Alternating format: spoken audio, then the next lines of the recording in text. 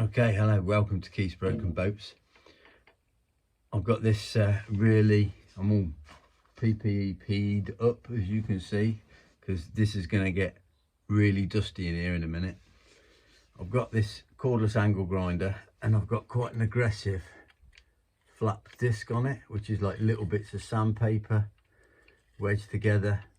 And what I'm going to be doing is I'm going to be cleaning around the outside of the boat where all the wood of my engine bay box fixes to the hull, and I want to get all the old crap off, ready to wear, so that I can put my new timber and fiberglass engine bay rebuild box all in here.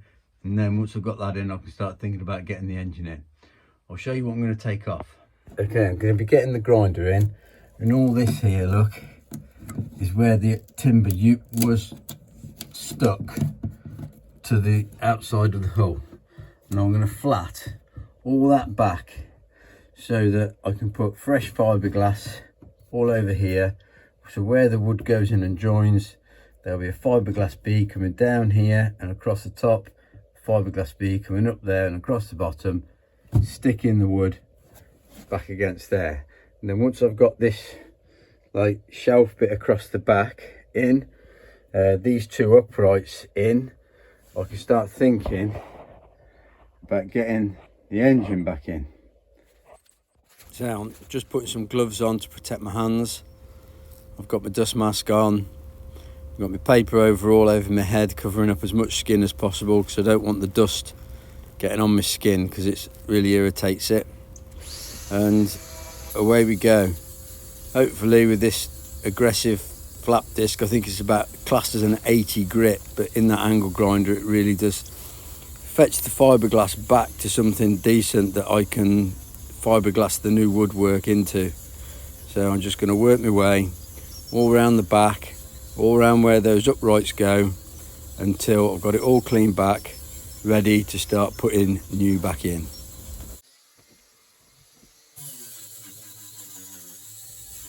You can see how that grinder's fetching it all off.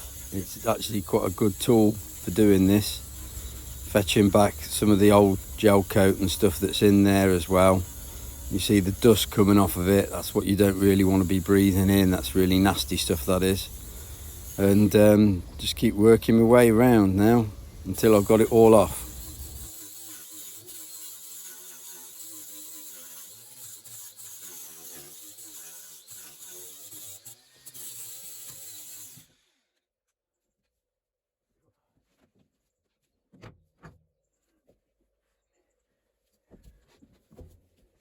I've worked my way around the back.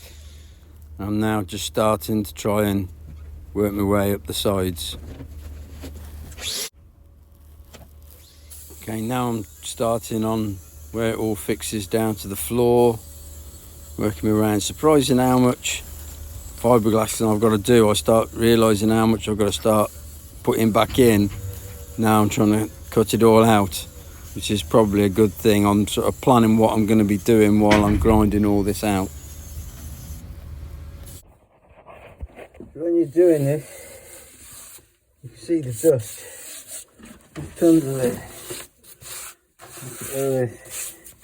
All here.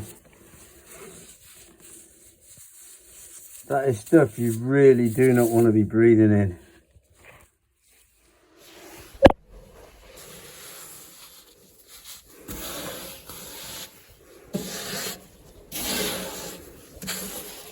Well, save some of that stuff.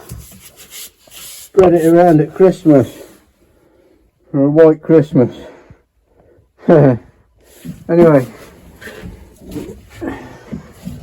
I've been around the outside now, grinding all this edge here back.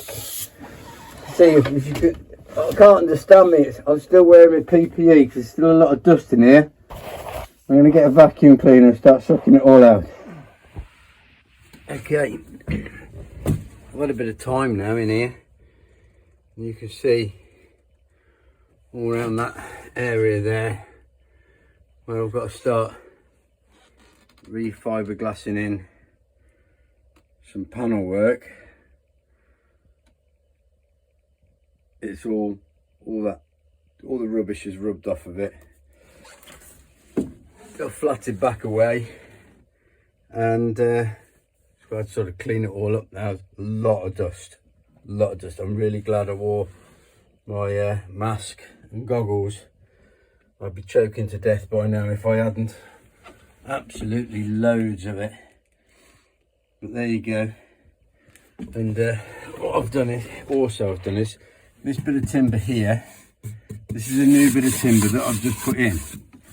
And like I said, I've watched a few videos on fiberglassing timber into boats.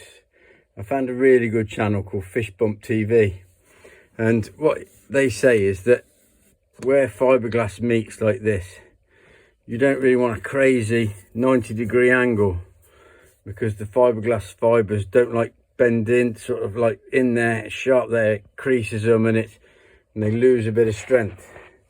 So what he does is he gets some body filler, and he reckons you want to turn around the turn of your thumb. That's the sort of radius you want in the corner to allow the fiberglass to flow around. And he uses body filler. He uses some body filler with some chop strand in it. And what I've done is I've got some body filler, and I've smeared it in here to give me that radius. Got a little bit of flattening back to do with it. But this body filler serves two purposes really, because what it's done, I've put it in and it's actually holding that bit of wood in really firm to give me something good to fiberglass against. So that body filler doesn't just serve the purpose of taking out the nasty 90-degree bend, but it also serves the purpose of holding something in place while you're going to fiberglass it all in. So there you go. So it's all sort of ragged back now. I've cleaned down where the old gel coat down there is. That's probably about the distance that I'll put my web of fiberglass in to hold the parcel shelf bit. There's like a shelf piece that comes across here that a box sits on top of here, where the air for the engine gets sucked in through those vents. So I'm almost at the point now where I've got a lot more cleaning, obviously, and wiping down, and then I can put it in. This is the panel that I glassed in a week or so ago, and it's got a lot of dust on it at the moment, but that's gone in there really well. You give it a kick, it's all in there pretty solid. I'm pretty happy with that. Obviously a bit more tidying up, but yeah, there we go. That's the engine bay. It's now slowly coming together. So it's fiberglassing all that woodwork. Once I've got the woodwork fiberglassed in that back end, I'll then probably put the engine back in and make the rest of the engine bay around it. But we'll see how we get on. Thanks for watching. Don't forget, subscribe if you liked it. Thumbs up if you want more.